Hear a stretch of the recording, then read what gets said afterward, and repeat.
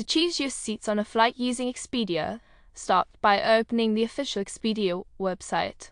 Once the website is open, you will see a main page with a sign-in button in the upper right corner. Click on this button to log into your account or create a new one if you don't already have one. After logging in, you will be taken to the Expedia homepage, where you can see your recent searches and find new places to visit. To book a flight, click on the flight option and enter your travel details, such as your departure and arrival cities, dates, and the number of travelers. You can also add a hotel and car to your booking if needed. Once you've entered all your information, click on Search to see a list of available flights. Wait for the list to load, then select the flight you want to book.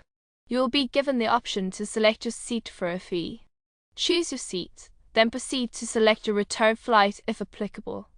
After selecting your flights, you will be taken to a page where you can enter your payment details and choose any additional options. On this page, scroll down to find the Seats option, where you can choose your seat for a fee. Click on Choose Seats to see a diagram of the plane and select the seat you want. You will have to pay a fee to reserve your seat, but once you've made your selection, you can confirm your choice and complete your booking.